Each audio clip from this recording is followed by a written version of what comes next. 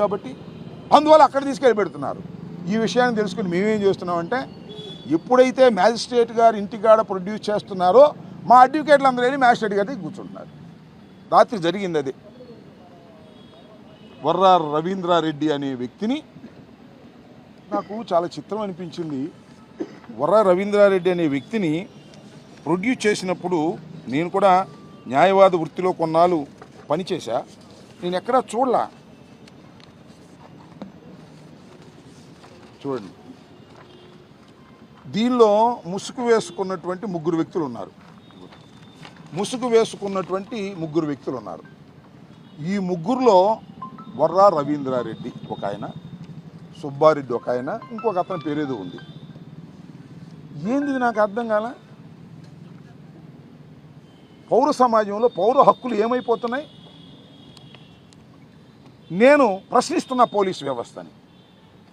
ఆ డీజీపీ గారు, డీజీ గారు, ఐజీ ఆయన పేరేంటి, కోయా ప్రవీణ్ గారు, ఆయన ఏమండి ఇలా ధర్మమేనా ఇది? వాళ్ళు ఎవరు? వాళ్ళు ముద్దాయిలు, ఎక్యూజ్డ్ అంటే ఏంటి? నేరారోపణ చెయ్యబడిన వాడు మాత్రమే. నేరం రుజువైనటువంటి కన్విక్ట్ కాదు. నేరారోపణ చేయబడిన వాడు కోర్టులోకి వెళ్ళి సాక్ష్యాధారాలన్నీ నిరూపణ అయిన తర్వాత కన్విక్ట్ చేస్తారు. అప్పుడు కన్విక్షన్. ఈ వర్రా రవీంద్రారెడ్డితో పాటు ఇద్దరిని రాత్రి ప్రొడ్యూస్ చేస్తే సేమ్ టు సేమ్ మన చిలకూరుపేట కేసులాగానే వర్రా రవీంద్రారెడ్డి మ్యాజిస్ట్రేట్ గారికి రిపోర్ట్ చేశాడు. మొత్తం టోటల్గా నన్ను ఇల్లీగల్గా కస్టడీలోకి తీసుకున్నారు. నన్ను 5వ తారీఖున ఒకసారి కస్టడీలోకి తీసుకొని అక్కడ 41 నోటీస్ ఇచ్చి పంపించేశారు. నేను వెళ్ళిపోయాను. మళ్ళా 6వ తారీఖునో 7వ తారీఖునో ఏం చెప్పాడు, ఇంకా దాంట్లో స్టేట్మెంట్ రాలేదు. మళ్ళీ అర్ధరాత్రి లేపుకొచ్చాడు. 4 రోజుల నుంచి తిప్పుతున్నారు, కొడుతున్నారు, విచ్చలవిడిగా కొట్టారు. మళ్ళీ తీసుకొచ్చి అర్ధరాత్రి ప్రొడ్యూస్ చేశారు. ఏబిఎస్ కార్పస్ వేసాం కదా హైకోర్టులో. ఏబిఎస్ కార్పస్ పెండింగ్లో ఉంది కాబట్టి ఎక్కడైనా ఉంటే వాళ్ళని ప్రొడ్యూస్ చేయమంటే తీసుకొచ్చి ప్రొడ్యూస్ చేశారు. ఎప్పుడు ప్రొడ్యూస్ చేశారు? చిలకలూరిపేటలో ఉన్నటువంటి ముద్దాయిలుగా చెప్పబడుతున్న సుధారాణి దంపతుల్ని ఏ విధంగా ప్రొడ్యూస్ చేశారో రాత్రి 12 గంటలకి మళ్ళీ వీళ్ళు రాత్రి 11:30కు ప్రొడ్యూస్ చేశారు. అరెస్ట్ మాత్రం అంతకుముందు రాత్రి 11:30కు చూపించారు. కన్వీనియంట్గా 24 అవర్స్లో పెట్టాలి కాబట్టి. దీన్ని బట్టి అర్థమవుతుంది ఏంటంటే, లాజిక్గా ఆలోచించండి. పెద్దలు, న్యాయ నిపుణులు, న్యాయవాదులు, న్యాయమూర్తులు ఆలోచించమని మనం చేస్తున్నాం. పబ్లిక్ కోర్టులో కాకోకుండా ఇంటి దగ్గరకు తీసుకొచ్చి అర్ధరాత్రి పూట ప్రొడ్యూస్ చేస్తున్నారు అంటే ఖచ్చితంగా వారిని హెరాస్ చేసి, కొట్టి, తిట్టి, బెదిరించి వారి పేరు చెప్పు, వీళ్ళ పేరు చెప్పు. అతను చెప్పాడు క్లియర్గా, వర్రా రవీంద్ర అనే అతను అవినాష్ పేరు చెప్పు, మరి ఇంకెవరిదో ఇంకొక ఆయన పేరు చెప్పు అని బెదిరించారా? భార్గవ్ పేరు చెప్పు అని బెదిరించారంట. బెదిరించకపోయినా బెదిరించినా వాళ్ళు రాసుకుని సంతకం పెట్టమంటున్నారు. ఏమిటి అన్యాయం ఉంటుంది? ఇది ప్రజాస్వామ్య దేశమేనా? పోలీసులు ఈ విధంగా వ్యవహరించవచ్చా? నాకు ఇంకోటి ఆశ్చర్యం వేసిందంటే, నేను మనం చూసినప్పుడు నిన్నే చూసా, కోయా ప్రవీణ్ అనే ఐపీఎస్ ఆఫీసర్, ఆయన సీనియర్ ఐపీఎస్ ఆఫీసర్ అనుకుంటాను. ఆయన అంటాడు చిత్రంగా, ఇది అరబ్ దేశాల్లో అయితే నడి రోడ్డు మీద గుంజకు కట్టేసి రాళ్ళు వేసి చంపేస్తారంట. రవీంద్రారెడ్డి చేసిన నేరానికి శిక్ష కూడా చెబుతున్నాడు. ఎక్కడ శిక్ష? అది అరబ్ దేశాల్లో శిక్ష అంట. మరి ఏమన్నా అరబ్ ట్రైనింగ్కి వెళ్ళాడేమో నాకు తెలియదు ఈ ఐపీఎస్ ఆఫీసర్ గారు. ఇతను నేరం చేశాడో లేదో ఇంకా రుజువు కాలా. నేరం చేశాడని మీరు చెబుతున్నారు పోలీసులు, శిక్ష కూడా మీరే చెప్తున్నారు. What is this? ఇది మెంటల్ హెరాస్మెంట్ కాదా? ముసుగులేయటం. అరబ్ దేశాల్లో అయితే రాళ్ళు పెట్టి కొట్టి చంపుతారు. అసలు వీళ్ళు కర్మాగారం, ఈ మధ్యన కర్మాగారం అనే పేరు ఈనాడులోనూ ఆంధ్రజ్యోతిలో వచ్చింది, చదివినట్టున్నాడు. ఏదో చంద్రబాబు నాయుడు చెప్పన్నాడు, కర్మాగారం ఫ్యాక్టరీగా తయారవుతున్నారు అనేటువంటి మాటలు మాట్లాడుతుంటే ఇక పోలీస్ వ్యవస్థను ఏమనాలి? ఆ ప్రవీణ్ గారు ఇంతకుముందు ప్రకాశం జిల్లాలో ఎస్పీగా పనిచేశారట. ప్రకాశం జిల్లాలో ఎస్పీగా పనిచేసినప్పుడు ఎన్నికల కమిషన్ ఆయన బదలాయించేసింది, ట్రాన్స్ఫర్ చేసేసింది. ఎందుకో తెలుసా? తెలుగుదేశానికి అనుకూలంగా చేస్తున్నాడు అనేటువంటి వైఎస్ఆర్ కాంగ్రెస్ పార్టీ ఇచ్చిన ఫిర్యాదు మేరకు ఆయన అక్కడి నుంచి పంపించేశారు. ఆ ఫిర్యాదులు ఏం చెప్పారు తెలుసా? ఈయన డబ్బులు పొందుతానని చెప్పారు. అంతగా క్లోజ్గా చంద్రబాబు నాయుడు గారికి ఉండే మనిషి, తెలుగుదేశంకి అంత అనుకూలంగా ఉండే మనిషి. కాకి బట్టలు వేసుకున్నాడు కానీ లోపల బన్నీలు గిన్నెలు అన్నీ పచ్చ చేసుకున్నట్టున్నాడు ఆయన మహానుభావుడు.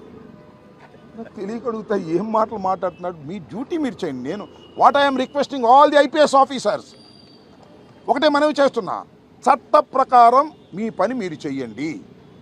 అంతేగాని ఎక్స్ట్రా కామెంట్స్ ఏంటి నాకు అర్థం కాలేదు. అరబ్ దేశాలు అయితే అలా శిక్షిస్తారు, ఇక్కడైతే ఇలా శిక్షిస్తారు. ఇది ఇంత పెద్ద నేరం చేశాడు, ఇంత పెద్ద నేరం చేశాడు లేదు నువ్వు కాదుగా నిరూపించాల్సింది. You are after all a investigation officer, that's all. నీ పోలీస్ డిపార్ట్మెంట్ నిర్ణయించవలసింది న్యాయస్థానాలు. ముద్దాయిల్ని మీరు కన్విక్టెడ్ లాగా బిహేవ్ చేస్తున్నారు. ఇది ధర్మం కాదు. ప్రజాస్వామ్య దేశంలో కక్షగట్టి అందరినీ ఇరికించాలనేటువంటి ప్రయత్నం చేస్తున్నారు. ఇవాళ చూశారు కదా, బెయిల్ రావడానికి ఇది ఎవరికి కూడా. ఒకసారి అరెస్ట్ చేస్తే బెయిల్ వచ్చింది అనుకో కోర్టులో, ఇంకో కేసు ఎమ్మటే రిజిస్టర్ చేసి ఇంకో కేసు, ఆ ఊర్లో కేసు, ఈ ఊర్లో కేసు, ఇట్లా కేసుల మీద కేసులు పెట్టి వీళ్ళందరూ కూడా హ్యాబిచువల్ అఫెండర్స్. ఏంటండి సోషల్ మీడియా వాళ్ళు హ్యాబిచువల్ అఫెండర్స్ ఏంటండి? నేను పెట్టను పోస్టింగ్లు, నేను ట్విట్టర్లో నేను పెట్టను పోస్టింగ్లు, విమర్శ చేస్తూ రాజకీయ విమర్శ చేస్తూ ఏమిటి అన్యాయం అంటున్నా. పరాకాష్ఠకు జరిగింది.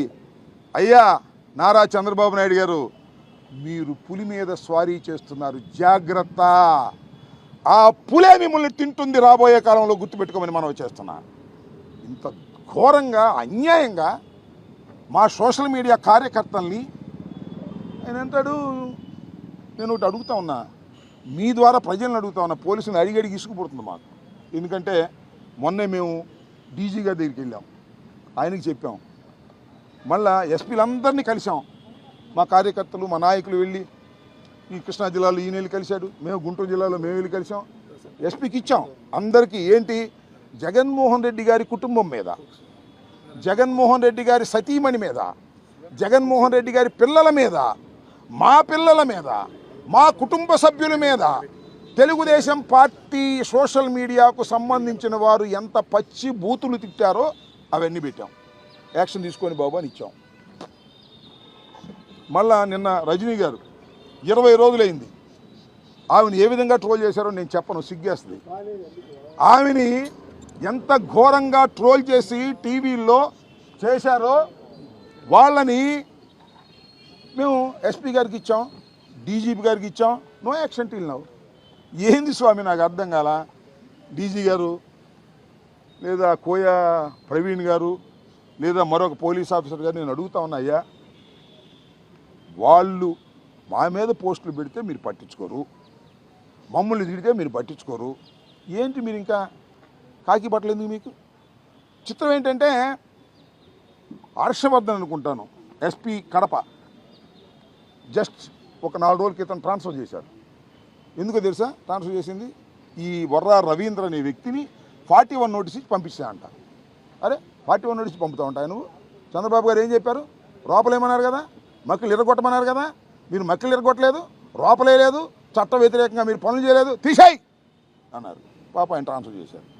కోయా రవీంద్ర గారు వచ్చారు, అక్కడ కోయా ప్రవీణ్ గారు వచ్చారు. ఆయన అయితే ఏం చెప్తే చేస్తాడు అనమాట. పాపం చెప్పాక ఇందాక పైకి కాకి బట్టలే కానీ లోపల చెప్పిన దానికన్నా ఎక్కువ చేసి నిరూపించుకునేటటువంటి ప్రయత్నం చేస్తున్నారు. ఏమిటి అన్యాయం అని అడుగుతా ఉన్నా. ఇంత దారుణంగా టోటల్గా ప్లాన్ ఏంటంటే, పోయినసారి చంద్రబాబు నాయుడు గారు అధికారంలోకి వచ్చినప్పుడు ఏం ప్లాన్ అంటే, ఆయన ప్లాను మా దగ్గర నుంచి 67 మంది గెలిస్తే దానిలో మొత్తం అందరూ లాగేసుకుని జగన్మోహన్ రెడ్డి గారు ఒక్కనే చేసేస్తే పార్టీ అయిపోద్ది అనుకున్నాడు. పిచ్చోడు, భ్రమపడ్డాడు. 23 లాగాడు. అయినా ఏం కాల, మనం 151తో గెలిచాం. ఇవాళ మా సోషల్ మీడియాను మొత్తాన్ని కొలాబ్ చేసేద్దాం అనుకుంటున్నాడు. ఒక్కడు కూడా బయటకు వచ్చి సోషల్ మీడియాలో పోస్టింగ్ పెట్టకూడదు, వ్యతిరేకంగా ప్రభుత్వ వ్యతిరేకంగా అనేటువంటి భావనకి వెళ్తున్నాడు. ప్రభుత్వ వ్యతిరేకత స్టార్ట్ అయిపోయింది. అందువల్ల సోషల్ మీడియాని చిందరవందర చేసేద్దాం అనుకుంటున్నాడు. ఆ రోజున 23 మందిని నువ్వు వెళ్తే ఏం చేయలేకపోయావు. ఇవాళ సోషల్ మీడియాని నువ్వు ఎంత కసిగట్టి ఎన్ని కేసులు పెట్టినా ఏవి చేయలేవుగాక చేయలేవు అనేది కూడా మనం చేస్తున్నాం. నేను ఇంకా ఫిల్దీ లాంగ్వేజ్ వాడటల్లా, ఎందుకంటే చంద్రబాబు నాయుడు గారు వాడాడు ఒకసారి. ఏం చేశారు, ఇన్ని కేసులు పెట్టినా నేను పీకారా అన్నాడు. అట్లాంటి ఫిల్దీ లాంగ్వేజ్ నేను వాడదలుచుకోవాలా. కానీ చంద్రబాబు నాయుడు గారు మీరు చేస్తున్నటువంటి ఈ దుర్మార్గమైనటువంటి ప్రయత్నం వికటిస్తుంది, మీకే శాపంగా మారుతుంది. మా సోషల్ మీడియా యాక్టివిస్టులందరినీ కూడా నేను ఇంకోటి కూడా మనవి చేస్తున్నా, వాళ్ళు చెప్పేది నిజం అనుకుంటున్నారా ప్రజలు? ఏది ఆయన ఈ పోస్ట్ పెట్టాడు, వర్ర ఈ పోస్ట్ పెట్టాడు అని, ఇవన్నీ కాదు, ఇవన్నీ ఫేక్ అకౌంట్లు వాళ్ళే ఓపెన్ చేసి, తెలుగుదేశం వాళ్ళు ఓపెన్ చేసి షర్మిల మీద ఇంకోళ్ళ మీద పెట్టి జగన్మోహన్ రెడ్డి గారు పెట్టించాడు అనేటువంటి మాటలు మాట్లాడుతున్నారు. 50% ఆఫ్ ది ఫేక్ అకౌంట్స్ పెట్టి మా మీద దుష్ప్రచారం చేసే కార్యక్రమం చేస్తున్నారు. మీరు పెట్టినటువంటి అకౌంట్స్ మీద ఏ విధంగా నేను ఒకటి అడుగుతానన్నా, మేము ఇన్నాళ్ళైంది రిపోర్ట్స్ ఇచ్చి ఎవరైనా ఒక్కని అరెస్ట్ చేశారా? ఒక్క తెలుగుదేశం సోషల్ మీడియా వ్యక్తిని అరెస్ట్ చేశారా? మా పిల్లల మీద పెట్టారు, జగన్మోహన్ రెడ్డి గారి మీద పెట్టారు, జగన్మోహన్ రెడ్డి గారి సతీమణి మీద పెట్టారు, మా నాయకులు అందరి మీద పెట్టారు. ఒక్కని అరెస్ట్ చేశారా మీరు? మీరు అరెస్ట్ చేయరు. మేము మాత్రం మా వాళ్ళని మాత్రం అరెస్ట్ చేస్తారు. ఈ పోలీస్ స్టేషన్ నుంచి ఆ పోలీస్ స్టేషన్కి, ఈ కోర్టు నుంచి ఆ కోర్టుకి, అక్కడి నుంచి ఇక్కడికి రాత్రిపూట ప్రొడ్యూస్ చేయటం ఏంటి? What is this? చట్టం ఏమైపోతుంది? చట్టాన్ని గౌరవించకపోతే సర్వనాశనం అయిపోతారు చంద్రబాబు నాయుడు గారు, మీ కూటమి. ఇదే గుర్తుపెట్టుకోమని కూడా ఈ సందర్భంగా మనవి చేస్తున్నాను. లోపలికి వెళ్ళాం, అందరితో మాట్లాడాం, వారి బాధలు విన్నాం. ఎవరు చెప్తున్నాడు, రామకృష్ణ నాయుడు ఎవరు జగన్ పేరు చెప్పి లేకపోతే నీకు పగిలిపోదన్నా అంటావు. వెంకటరామరెడ్డి జగన్ పేరు చెప్పి లేకపోతే నీకు పగిలిపోదన్నా. ఏం చెప్పాలి? ఎవరెవరు పేర్లు చెప్పాలి? ఎవరో తుళ్ళూరు డిఎస్పీని ఎవరు, రేపు ఇంకోటి బట్టికెళ్ళి అమ్మటరామ పేరు చెప్పమంటారు, రాస్తారు. రేపు వెళ్ళి నాని పేరు చెప్పండి, రాస్తారు. నేను మనవి చేస్తున్నా, మేము సిద్ధంగా ఉన్నాం. కార్యకర్తలకు అంత అన్యాయం జరుగుతున్నప్పుడు మేము వెనక్కి వెళ్తాం ఏంటి? వీఆర్ రెడీ ఫర్ ఎనీథింగ్, సిద్ధంగా ఉన్నామని మనవి చేస్తున్నా. ఇంత దుర్మార్గంగా వ్యవహరిస్తున్నారు. రోజు వస్తాం జైలు దగ్గరికి, రోజు మా కార్యకర్తలను అరెస్ట్ చేసిన అందరిని పలకరిస్తాం, వారితో మాట్లాడతాం, రాటు తేలుతాం. మీరు ఏదైతే చేశారో అదే మాకు అస్త్రాలు అవుతాయి, గుర్తుపెట్టుకోమని కూడా ఈ సందర్భంగా మనవి చేస్తూ, ఇప్పటికైనా మీ దమనకండ ఆపితే ఆపండి, లేకపోతే మీ కర్మ. ఎన్నో చూసాం ఉద్యమాలు, ఎమర్జెన్సీ కాలంలో చూసాం, తీసుకెళ్ళి అందరినీ లోపలేశారు. ఏమైంది? ఎమర్జెన్సీ అవగానే ఇందిరాగాంధీ ఓడిపోయింది. గుర్తుపెట్టుకోమని మనవి చేస్తున్నాం. 5 మాసాలకే ఇంత భయంకరమైనటువంటి సిచ్యువేషన్ని ఇవాళ రాష్ట్రంలో చంద్రబాబు నాయుడు గారు, కూటమి ప్రభుత్వం తీసుకురావడం చాలా దురదృష్టకరం. మళ్ళా చెప్తున్నా, మొన్న ఏదో చంద్రబాబు నాయుడు గారో లేకపోతే లోకేష్ గారో లేకపోతే పవన్ కళ్యాణ్ గారు అన్నారు, ఏంటి బెదిరిస్తున్నారు, బెదిరిస్తే షూ మోటివ్గా కేసులు పెడతామని. బెదిరింపు కాదది. మళ్ళా చెప్తున్నాం మేమందరం, ఎవరైతే చట్ట వ్యతిరేకంగా ప్రవర్తిస్తున్నారో either DG or IG, any SP or IPS officer, ఎవరైతే చట్ట వ్యతిరేకంగా చంద్రబాబు నాయుడు గారు చెప్పినట్టుగా ఇల్లీగల్ కస్టడీ చేసి మమ్మల్ని కొడుతున్నారో, మా కార్యకర్తల్ని, వాళ్ళ సంగతి రాబోయే కాలంలో తేలుస్తాం, చట్టం ముందు నిలబెడతాం, మీ స్వభావం అంతా బయట పెడతాం. గుర్తుపెట్టుకోమని మనం చేస్తున్నా. ఇది బెదిరింపు కాదు, చట్ట ప్రకారం చెప్తున్నటువంటి హెచ్చరిక. ఇప్పటికైనా సరిదిద్దుకోండి. నేను చూసా, మొన్న ఎవరో ఒక ఆఫీసర్ పేరు చెప్పకూడదు, చచ్చిపోతున్నాం సార్, వాడిని కొట్టి వీడిని కొట్టి అంటున్నాడు. మేమేమో కొట్టేనేమో మాకు మీరేమో కేసులు పెడతారు, ఏం చేయమండి అని ఐపీఎస్ ఆఫీసర్ వాపోయాడు నా దగ్గర. పాపం అతన్ని ట్రాన్స్ఫర్ చేశారులే. ఇట్లా ఎవరైతే ఐపీఎస్ ఆఫీసరు చంద్రబాబు నాయుడు గారి ఆదేశాలని తీసుకొని హెరాస్మెంట్ చేయటం లేదో వాళ్ళందరినీ తిట్టేటటువంటి కార్యక్రమం చంద్రబాబు నాయుడు గారు చేస్తారు. ఇవన్నీ కూడా ఒక 5 నెలలు 6 నెలలు సంవత్సరం అయిన తర్వాత ఐపీఎస్ ఆఫీసర్లు చెబుతారు. నేనేమి చెప్పాల్సిన అవసరం లేదని మనవి చేస్తూ ఈరోజు అందరినీ పలకరించాం. రాష్ట్రంలో ఉన్నటువంటి మా సోషల్ మీడియా కార్యకర్తలు అందరూ కూడా ధైర్యంగా ఉండండి, ఏమి ప్రమాదం లేదు, లీగల్ టీం ఉంది, నాయకులు ఉన్నాం, ఎక్కడ ఏం జరిగినా మా లీగల్ టీం అంతా వస్తుంది, బెయిల్స్ వేసే ప్రయత్నం చేస్తుంది. 4 రోజుల్లో కాకపోతే 5 రోజుల్లో బెయిల్ వస్తుంది, 10 రోజుల్లో వస్తుంది. ఉండడానికి సిద్ధపడిన తర్వాత అసలు భయం ఏంటయ్యా? కొడతారంటే భయం, అంతేగా, లోపలేస్తారంటే భయం, కొట్టారు లోపలేసారు, ఇంకా భయం ఏంటి? రెడీ, సింపుల్ అనేది కూడా గుర్తుపెట్టుకోమని మనవి చేస్తూ, మరి ఈరోజు మేమందరిని పలకరించడం, మేమందరం రావటం, పలకరించడం, ఇంకా కూడా ఇదే పరిస్థితి కొనసాగుతుందని కూడా మనవి చేస్తూ సెలవు తీసుకుంటాం.